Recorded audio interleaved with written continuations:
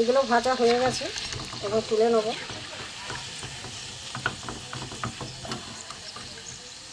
একটা পড়ে গেল। বন্ধুরা, তেল ঝরিয়ে একেবারে নিতে হবে। উপর থেকে যদি একটু বিট নুন দেওয়া যায় খুব সুন্দর লাগে খেতে। ওতে একটু বিট নুন ছড়িয়ে খাবেন। নামিয়ে নেওয়া, একটু বিট নুন দিয়ে দেবো উপর থেকে। দেখুন বন্ধুরা, পাউরুটি ফেলে না দিয়ে ধারগুলো এইভাবে পকোড়া করে খাবেন। বর্ষার সন্ধে চায়ের সাথে এটা জমে যাবে। দেখুন, সন্ধ্যেবেলা কিছু খেতে ইচ্ছা করলে এইভাবে করে খাবেন।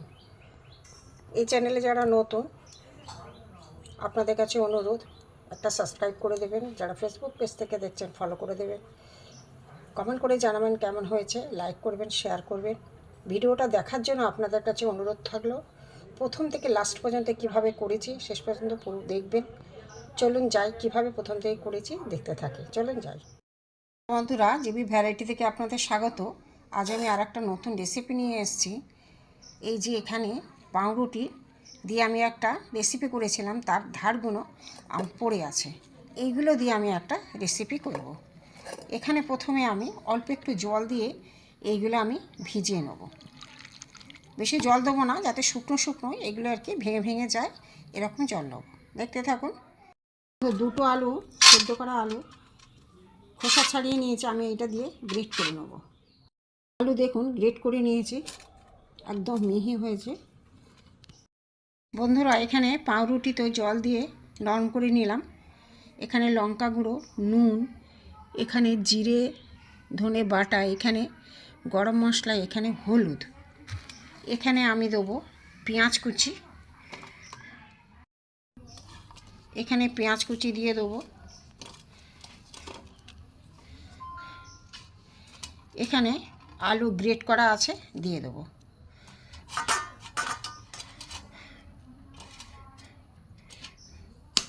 এখানে একটা ডিম আমি ফাটিয়ে দিয়ে দিলাম। খোসাটা পড়ে গেছে, তুলে নিই। এখানে আরেকটা ছোট্ট মতো খোসা। এই দিয়ে সব একসাথে আমি মেখে নেব। এখানে ধনে পাতা একটুখানি দেবো, দিয়ে আমি ভালো করে চটকে মেখে নেব।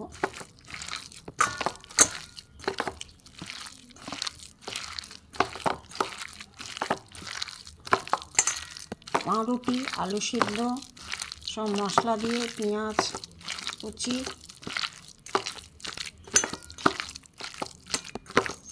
দেখুন এরকম তলতলের মতো হয়েছে।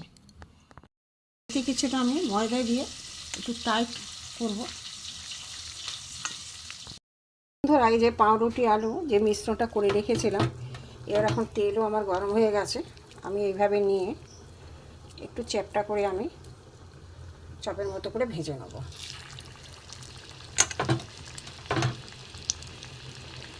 এই বর্ষার সময় বিকেলবেলায় নাস্তা হিসাবে খেতে পারে, সবাই পছন্দ করবে পাউরুটি, বড় বাচ্চারা সবাই। আমি ভেজে নেব।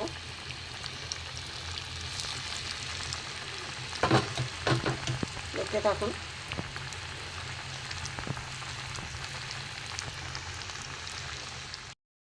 এবার উল্টে দেবো। এখনও হয়নি, এক পিঠটা উল্টে দিলাম। ঢিমে আছে, আস্তে আস্তে ভাজতে হবে, নাহলে ভেতরটা কাঁচা থাকবে।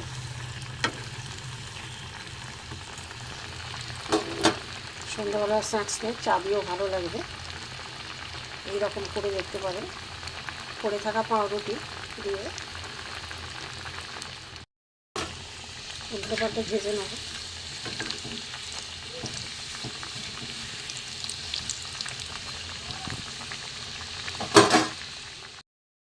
বন্ধুরা, একদিকটা দেখুন লাল হয়ে গেছে, আবার উল্টে পাল্টে ভেজে নেব, ভেতরটা কাঁচা থাকবে না। হলে আঁচ কমিয়ে দিয়ে ঢিমে আছে আস্তে আস্তে করে নেব।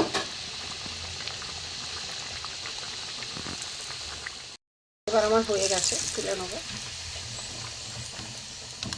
তিনটেই দিয়েছিলাম প্রথমে, তেল ছড়িয়ে নেবো ভালো করে।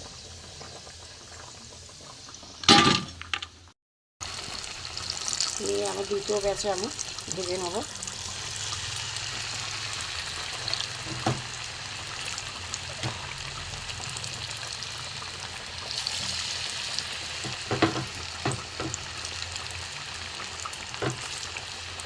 ধরে যাবে।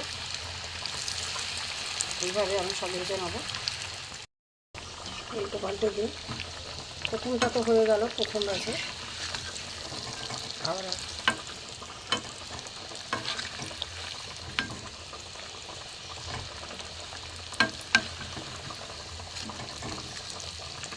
থাক, দেখাচ্ছি।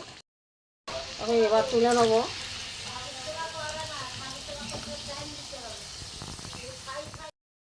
ফের দিয়ে দিয়েছি, আবার উল্টে দেবো।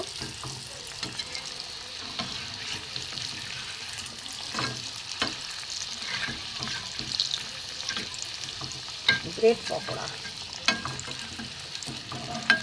এইভাবে বানাবেন বন্ধুরা। পাউরুটি তো এমনি খাওয়াই যায়, কিন্তু পাউরুটির পাশগুলো কোনো রেসিপি করলে পাউরুটির ধারগুলো তো সেই তো ব্রেকডাউন করে নেয় অনেকে, কিন্তু এইভাবে করলেও ভালো লাগে।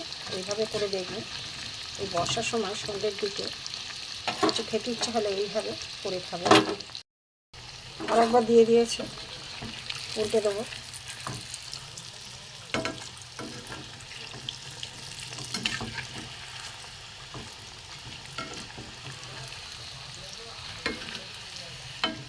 কম আছে, আস্তে আস্তে ভেজে নেব। ব্রেড পকোড়া হয়ে গেছে বন্ধুরা।